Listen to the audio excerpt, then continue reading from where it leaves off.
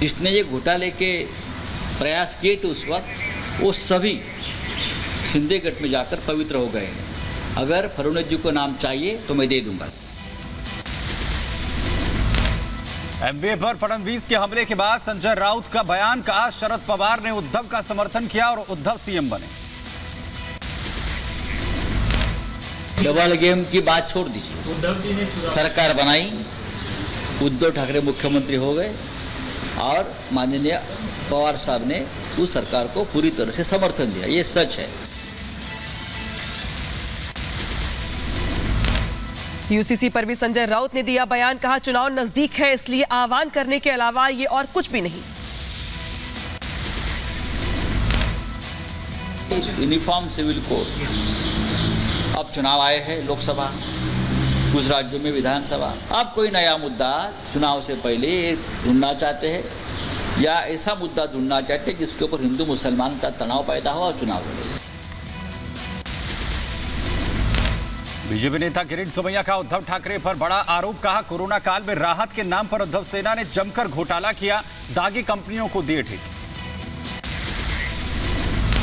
उद्धव ठाकरे सेना की कोविड की कमाई, उद्धव ठाकरे सेना के घोटाले की कार्रवाई, इंक्वायरी, इन्वेस्टिगेशन शुरू हो चुकी है।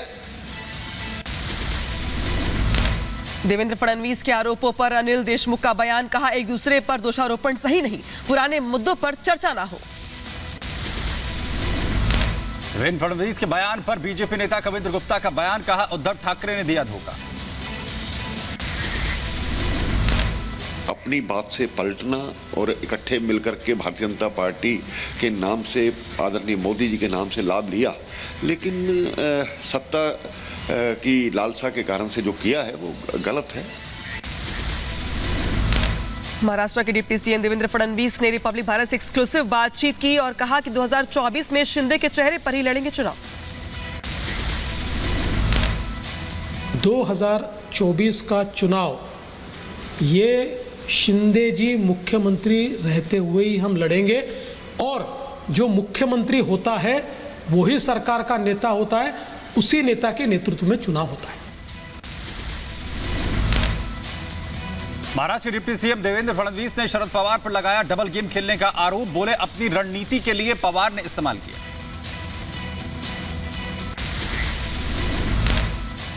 शरद पवार ने डबल क्रॉस, डबल गेम का डबल गेम खेला, डबल गेम। आप कह रहे हैं शरद पवार डबल गेम खेलते हैं? खेला है, खेला है जी, खेला है। हाँ बिल्कुल मैं बोलता हूँ, आपके साथ डबल गेम खेला, बीजेपी के साथ शरद पवार ने डबल गेम खेला है। खेला। डिप्टी सीएम देवेंद्र फडणवीस ने उद्धव ठाकरे पर भी साधा निशाना, बोले उद्धव ठाकरे ने पीठ में छुरा घोंपा था, मैं धोखा देने वालों को नहीं भूलता हूं।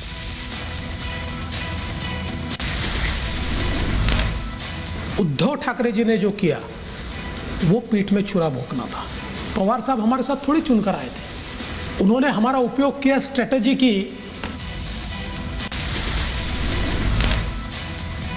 पवन सिविल कोड पर बोले फडणवीस, कहा पीएम मोदी जो कहते हैं वो करते हैं, भरोसा है यूसीसी जल्द आएगा। बाला साहब ठाकरे जी ने हमेशा यूनिफॉर्म सिविल कोड की बात की है, उद्धव ठाकरे जी ने अनइक्विवोकल सपोर्ट देना चाहिए,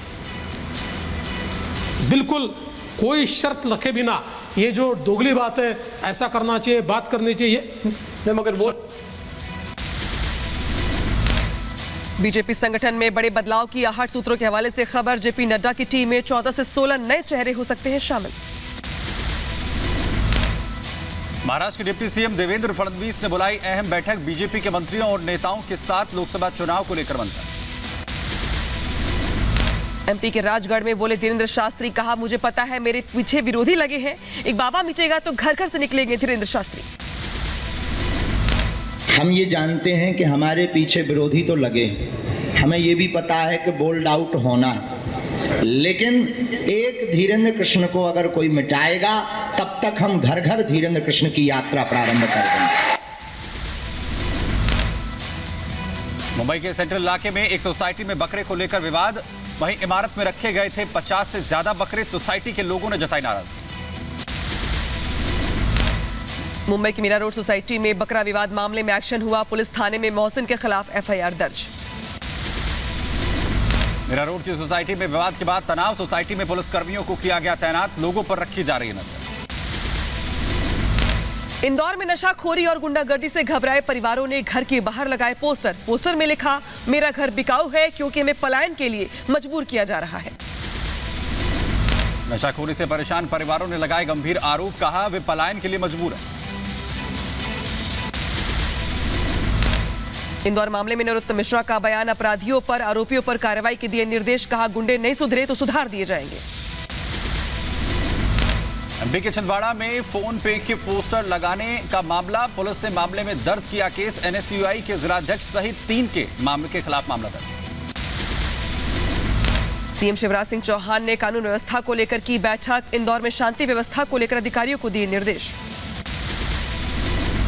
यूसीसी पर मीनाक्षी लेखी का बयान, बोली यूसीसी को लेकर विपक्ष बौखलाया हुआ है और देश में यूसीसी लागू होना चाहिए। यूसीसी पर मौलाना अरशद मदनी का बयान, कहा कि सरकार से लॉ कमीशन को लेकर पूछा सवाल, कहा सरकार इसे लागू करना चाहती है तो लॉ कमीशन उसके खिलाफ कैसे जा सकता है।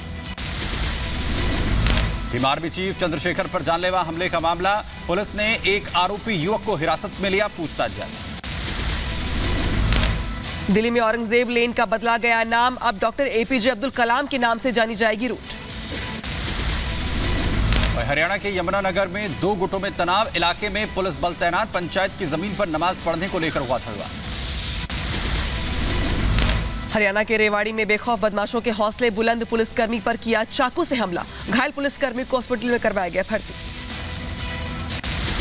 राजस्थान के भीलवाड़ा में एक रोडवेज बस अनियंत्रित होकर खाई में गिरी, हादसे में किसी के हताहत होने की खबर नहीं।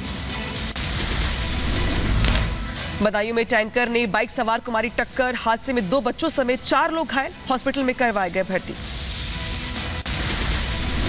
उत्तर प्रदेश के रायबरेली में पुलिस और बदमाशों के बीच मुठभेड़, गोली लगने से एक बदमाश घायल, 3 बदमाशों को पुलिस ने किया गिरफ्तार।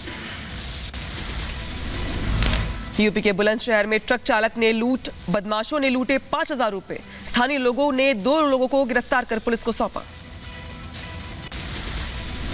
उत्तर प्रदेश के कन्नौज में इत्र कारोबारी के घर पर चोरी, घर से लाखों रुपए और जेवर किए गए गायब, वही घटना की तस्वीर सीसीटीवी में हुई कैद।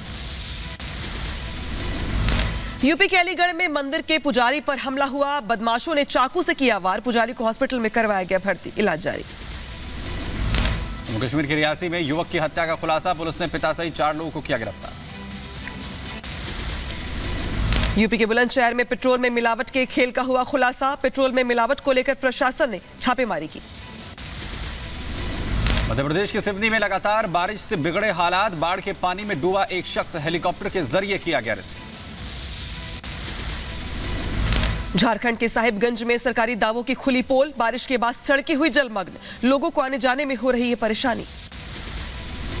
दिल्ली में भारी बारिश के बाद कई जगहों पर जल भराव की स्थिति आई सामने, कुछ जगहों पर जाम से भी परेशान हो रहे हैं लोग। चमोली में भूस्खलन के बाद बद्रीनाथ हाईवे पर आया मलबा, रास्ते में फंसे यात्रियों को परेशानियों का करना पड़ रहा है सामना। गुजरात के बड़ासा में तेज बारिश से जगह जगह भरा पानी, गड्ढे में पलटा रिक्शा, जल जमाव को लेकर स्थानीय लोगों ने जताई नाराजगी।